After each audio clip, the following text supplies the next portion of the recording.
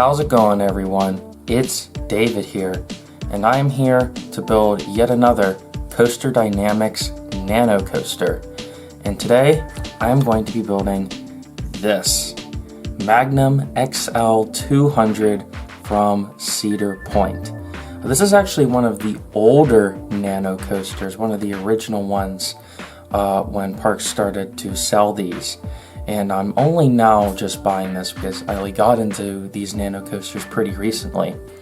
And on my trip to Cedar Point earlier this year, I had some absolutely phenomenal rides on Magnum XL-200.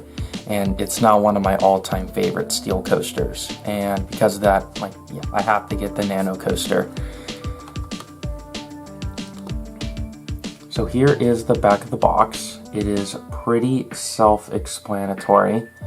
Magnum is a simple out and back design, so I'm thinking this is going to be one of the easier nano coasters to build. So before we get started, I'm going to quickly go over the tools I'm going to be using to build this thing. Alright, so here are the tools. You don't need too many. I have myself some micro precision scissors, a nail clipper, a cap of a pen, a mini flashlight to help see hard to reach places, as well as a rag to wipe my hands with whenever they are sweaty. So yes, without further ado, let's open up the box.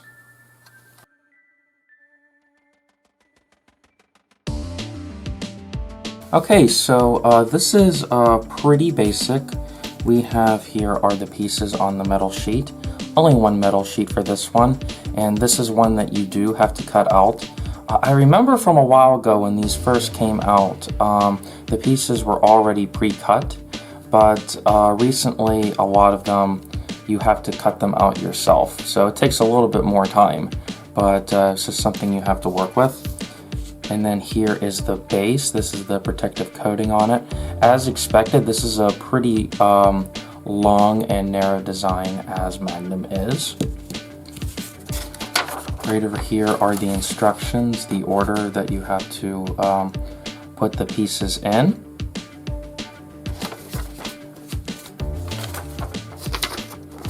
And like with all nano coasters, there is a warning here to use nail clippers and to just be aware because this metal sheet can be pretty sharp.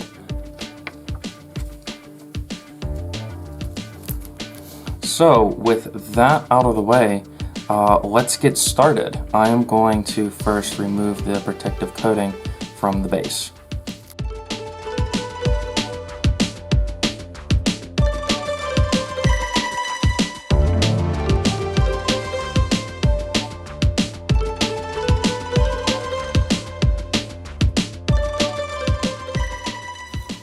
Alright, I just removed the protective coating. You can see there is an outline of the layout of the ride, and there are these little holes, which is where you are going to insert the pegs.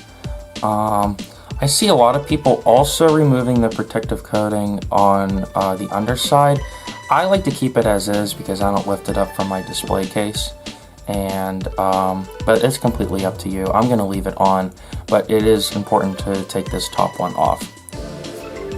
Okay, so after that we are now going to cut the pieces out of the metal sheet. I like to cut them out one at a time, and following the instructions, it looks like the first piece is going to be the lift hill. So let's get started.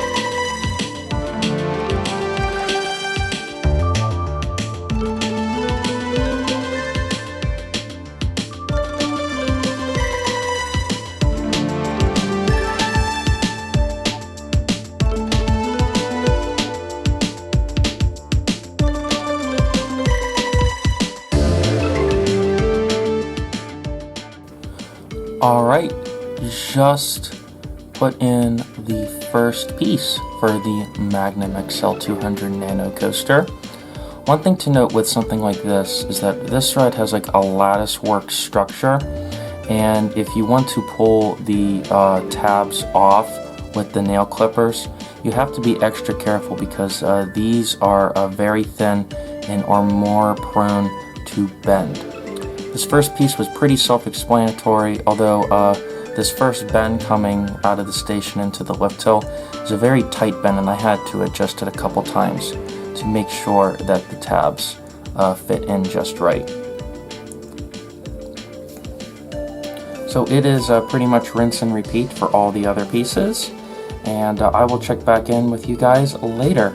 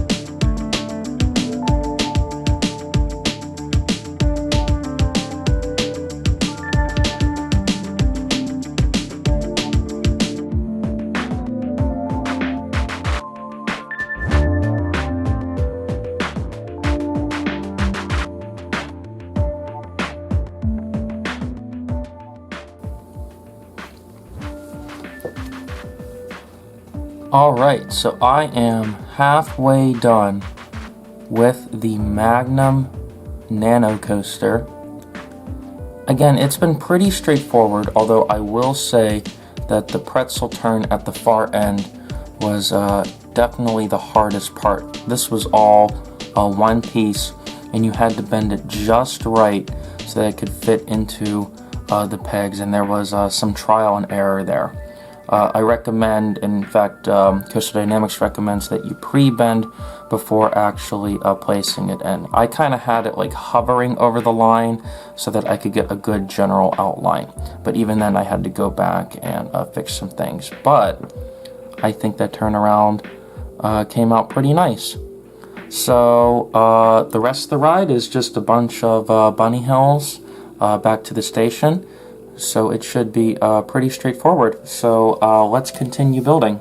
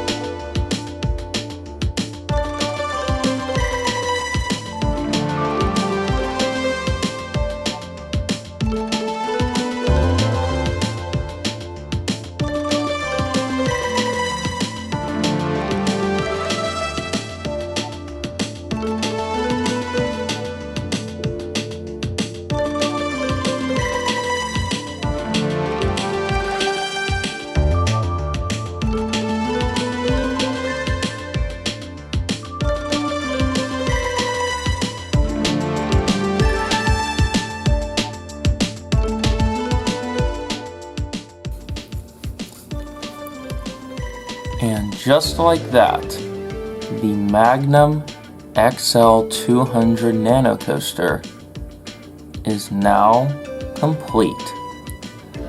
As I assumed, this was a pretty easy model to build it. This only took me about an hour.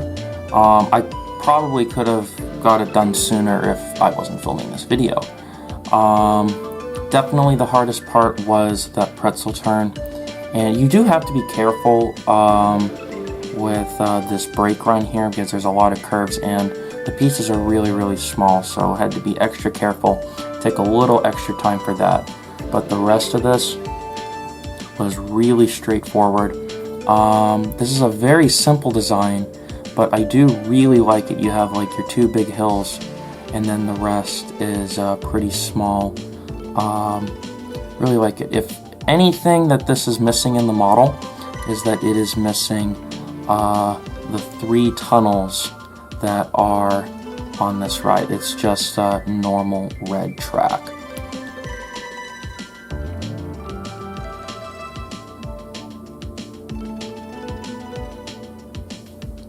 So here is another look at the model.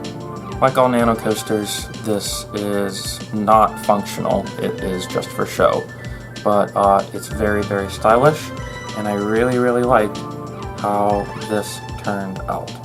I bought this at Cedar Point, and it was $35, and I believe that's the only place that you can get it. Although Cedar Point does have an online store, and I think you can buy it from there too.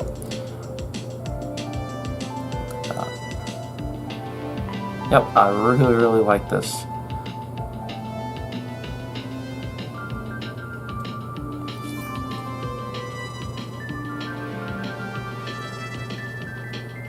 Here's one more look at it. I think this looks